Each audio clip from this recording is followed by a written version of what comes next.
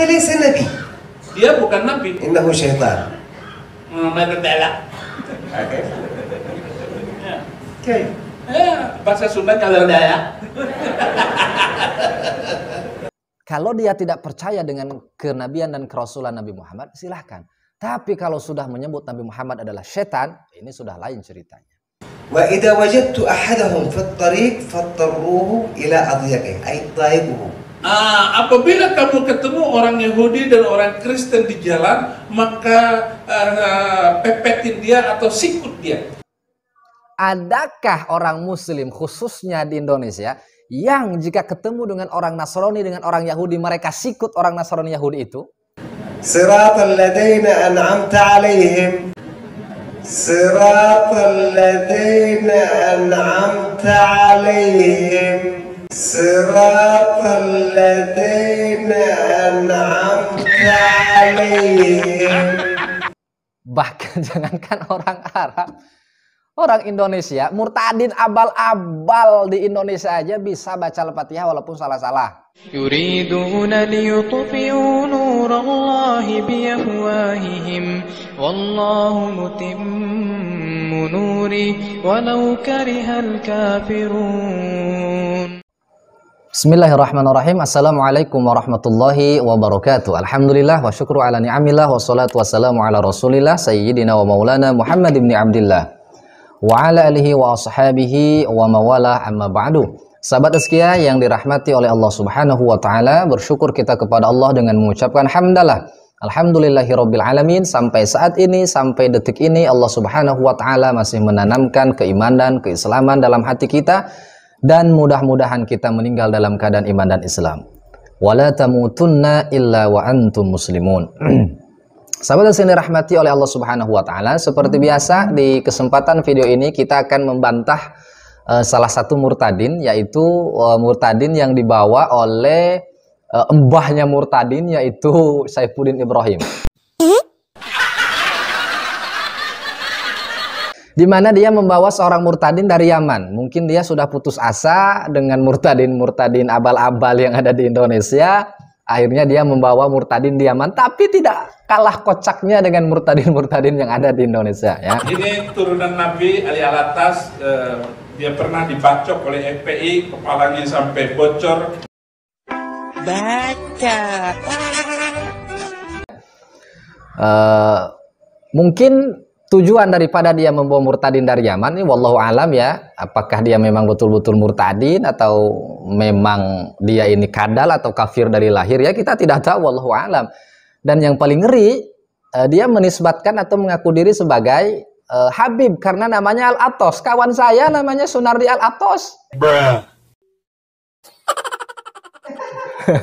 Tapi dia bukan Habib. Ya, dia orang Riau. Namanya Sunardi Al-Atos, bukan Habib. Jadi tidak setiap yang namanya Al-Atos itu Habib, ya. Kemudian jangan serta-merta karena dia orang Arab kita kira dia ini paham bahasa Arab, paham Al-Qur'an, paham hadis. Tidak, Abu Jahal itu dari Arab. Jahatnya luar biasa. Abu Lahab, ya. Fir'aun itu bahasanya bahasa Arab, bukan hanya murtad ngaku Tuhan ya. Iya. Nah, jadi bagi kita umat muslim jangan terpedaya, oh ini nih orang Arab nih sama dengan Nabi, dia aja murtad. Nah, jangan sampai kita berpikir seperti itu. Yuk kita simak bagaimana kekocakan dan kelucuan yang katanya Habib murtadin dari Yaman ini. Betulkah dia itu adalah seorang muslim atau bahkan seorang Habib yang notabene-nya adalah pemegang estafet perjuangan Nabi Muhammad sallallahu alaihi wasallam. Oke, kita simak yang pertama. من هذا الوقت بدأت أكره الصلاة وأكره الإسلام ولكن لا أكره المسلمين. Karena itu dari awal saya tidak suka dengan Islam. Saya tidak benci dengan Muslim, orang Islamnya, tetapi saya benci dengan ajarannya. بدأت أكره الإسلام والصلاة عندما كان أبي يضربني لأذهب إلى المسجد لأقرأ القرآن قبل صلاة المغرب. Saya awali kenapa saya benci dengan Islam itu karena ayah saya memerintahkan dan menyuruh saya pergi ke masjid setiap hari, untuk baca Al-Quran. Pertama yang kita komentari, sebagaimana kita simak di video beliau, bahwa dia dari kecil benci Islam. Dari kecil benci Islam. Nah, ini sungguh sangat di luar nalar kita ada seorang Habib yang membenci agama Islam. Toh kita saja yang bukan seorang Habib, tidak mungkin ketika kita kecil ini sudah membenci sesuatu, apalagi membenci agama. Karena fitrahnya Allah ciptakan manusia dalam keadaan suci. Oleh sebab itu, rasa-rasanya mustahil seseorang mempunyai rasa benci terhadap agama. Apalagi ketika mereka masih kecil. Bahkan dia beralasan dengan satu alasan yang di luar akal juga. Dia beralasan kenapa benci Islam, karena Islam mengajarkan kekerasan, yaitu di dalam hadis Nabi Muhammad SAW yang dia bacakan, muru auladakum bis shalah, perintahkanlah anakmu sholat ketika usianya 7 tahun, fadribuhu, dan juga pukullah ketika usia mereka 10 tahun. Nah, seandainya dia memang betul-betul Habib, dia memang betul-betul Muslim, seharusnya dia paham bahwa fadribuh, kata-kata memukul di dalam hadis itu bukan memukul sekonyong-konyongnya sampai melukai anak, tidak. Tapi makna dalam hadis fadribuh itu adalah mendidik anak. Ya, pukul dengan syarat ghairu mubarrih, tanpa melukai anak. Jangan sampai patah tulang, jangan sampai terkelupas kulit, jangan sampai keluar darah. Itu yang diajarkan dalam agama kita, ya. Ya, seperti itu.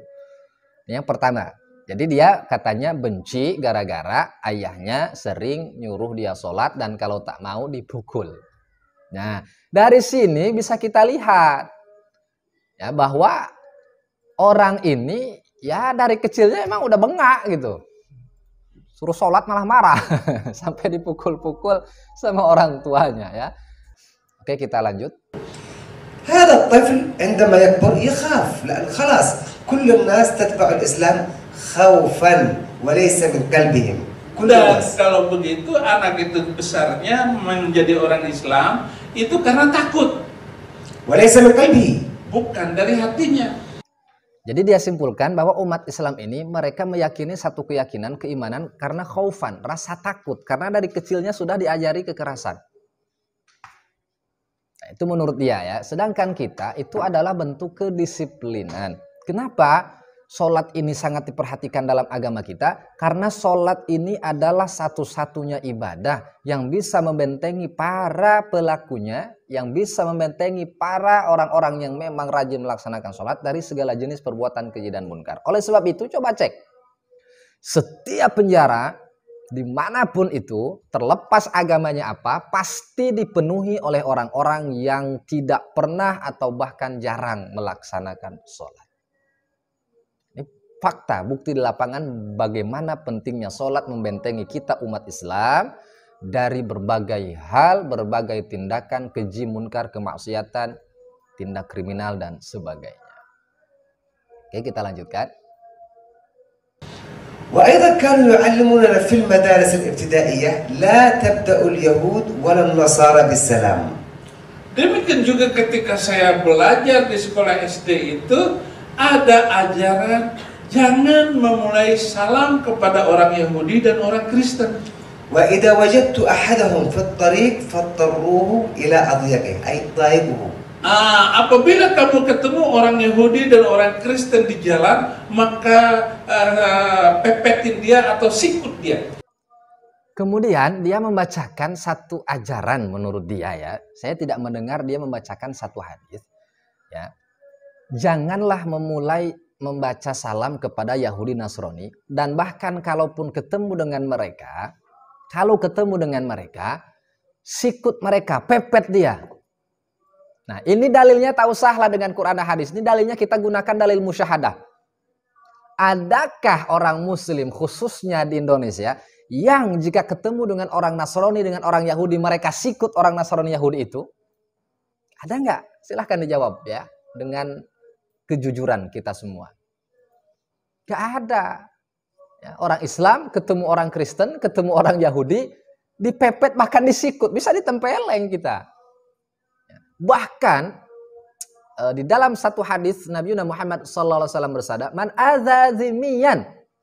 Barang siapa orang yang menyakiti kafir zimmi, kafir yang bertetangga dengan baik, kafir yang bersahabat dengan kita umat muslim yang tidak mengganggu, faqad azani. Maka sesungguhnya dia mengganggu aku.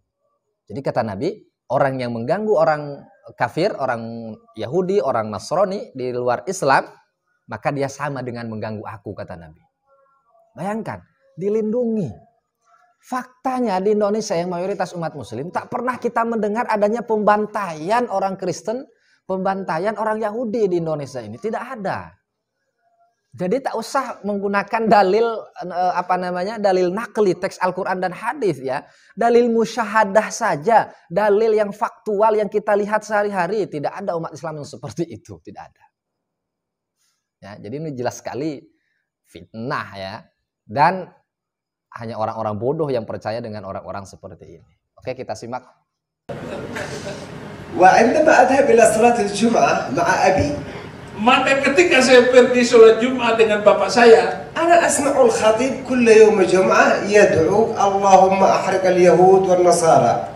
dan setiap saya pergi ke itu khotibnya selalu ngomong, ya Allah habiskan orang Yahudi dan orang Kristen. وأحرق أولادهم وأقتل أطفالهم وأموالهم.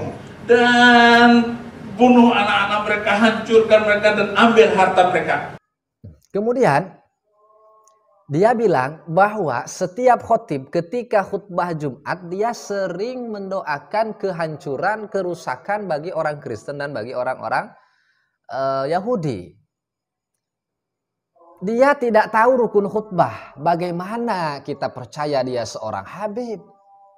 Dalam rukun khutbah tidak ada satupun ulama yang menyebutkan bahwa salah satu rukun khutbah adalah mencaci maki, mendoakan keburukan kepada orang Yahudi dan orang Nasrani. Tidak ada. Rukun khutbah hanya 5. Memuji kepada Allah, membaca hamdalah, bersolawat kepada Nabi Muhammad SAW, kemudian membaca satu ayat di antara ayat-ayat Al-Quran. Kemudian wasiatut taqwa, berwasiat untuk ketakwaan, dan yang terakhir mendoakan kaum muslimin dan muslimat.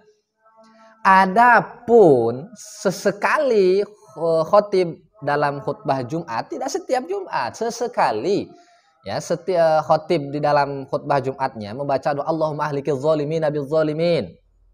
Ya, wa damir a'da'ana a'da'aka a'da'ad-din. Itu mereka baca ketika terjadi pembantaian, kerusuhan, kemudian penjajahan sebagaimana yang terjadi di Palestina.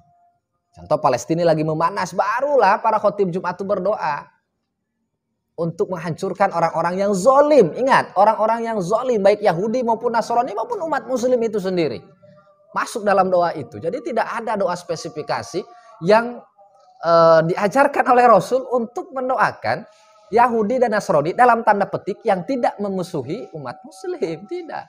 Jadi umat muslim ini umat yang anti sekali mengganggu orang lain. Oleh sebab itu tidak mungkin umat muslim mengganggu orang lain. Bahkan Nabi mengumpamakan muslim ini ibarat lebah. Lebah itu tidak pernah mengganggu orang lain. Tapi ketika mereka diganggu, pantang mundur, mereka akan maju sampai titik darah penghabisan. Sahabat SK yang luar biasa, yang paling lucu, inilah statement yang paling lucu dari dia, dan dari sinilah kita bisa simpulkan, betulkah dia adalah seorang Habib? Yuk kita simak bagaimana kekocakan orang ini ya. وكل يوم 17 مرة في المسجد كل المسلمين يقرؤون سورة الفاتحة. Dan setiap hari 17 kali muslim baca surat Fatihah. الفاتحة هذه ليست قرآن وإنما هي دعاء. Ini sebenarnya bukan Quran, tetapi hanya doa. دعاء ولكن لا يعرفون ما معناه. Doa, tetapi mereka tidak ngerti artinya apa. Yang parah lagi, dia bilang Al-Fatihah itu sebenarnya bukan Quran tapi hanya doa. Ini lucu. Ya, kenapa lucu? Jangankan umat muslim, non-muslim pun tahu bahwa Al-Fatihah itu adalah Al-Quranul Karim, bahkan surat yang paling mulia. Ya, bahkan di video sebelumnya saya sudah membantah salah satu pernyataan seorang Kristen yaitu Gracia PA yang dia membaca kitab Al-Itqan fi Ulumil Quran karya Imam Jalaluddin As-Suyuti. Dan di dalam kitab yang dibaca oleh orang Kristen itu sana jelas bahwa Al-Quran itu adalah diantaranya suratul Fatihah, bahkan wajib kita membacanya ketika kita sholat. Dan Al-Fatihah merupakan surat yang paling mulia di antara surat-surat yang ada di dalam Al-Quran. Apakah benar dia seorang Habib? Silahkan nilai sendiri ya. Nah, kita simak bagaimana dia membaca Al-Fatihah. Betulkah dia seorang Habib? Apalagi dia keturunan Arab Yaman, ya. Kita simak. Siratal ladzina an'amta 'alaihim. Siratal ladzina an'amta 'alaihim. Siratal ladzina an'amta 'alaihim. Bisa kita simak? Dia baca apa tadi? Siratal ladzaina. Siratal ladzaina. Kalau dia Habib, kalau dia keturunan Muslim, bahkan jangankan orang Arab, orang Indonesia, murtadin abal-abal di Indonesia aja bisa baca Al-Fatihah walaupun salah-salah. Siratal ladzina an'amta 'alaihim, bukan siratal ladzaina. Ini jelas sekali menunjukkan kekuculukan dia, kekocakan kelucuan dia, ya. Hada laysa nabi. Dia bukan nabi. Innahu syaitan. Merdela. Oke. Oke. Bahasa Sunda kalau daya. Yang paling parah, dia bilang bahwa Nabi Muhammad itu bukan nabi tapi syaitan. Ini sudah penghinaan menurut hemat saya. Bagaimana nabi yang diagungkan itu disebut syaitan. Kalau dia tidak percaya dengan kenabian dan kerasulan Nabi Muhammad, silahkan. Tapi kalau sudah menyebut Nabi Muhammad adalah setan, ini sudah lain ceritanya.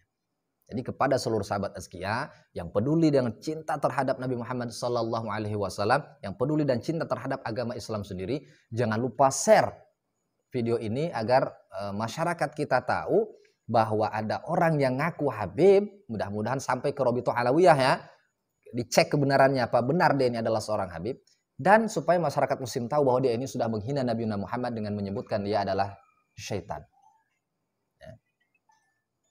Nah, sahabat sekalian dirahmati Allah Subhanahu wa taala, di video ini masih ada karena embahnya Murtadin Saifuddin Ibrahim ini mengundang 2 orang dari Yaman ya. Kita simak insya Allah di part yang selanjutnya bagaimana mereka kita bantah mereka ya, betulkah mereka ini adalah seorang Habib, seorang mantan Muslim yang masuk Kristen, atau ya kita nilai sendiri seperti apa. Kurang lebihnya saya mohon maaf. Jangan lupa like, comment, share, dan subscribe untuk membentengi akidah umat Muslim dari pemurtadan. Assalamualaikum warahmatullahi wabarakatuh.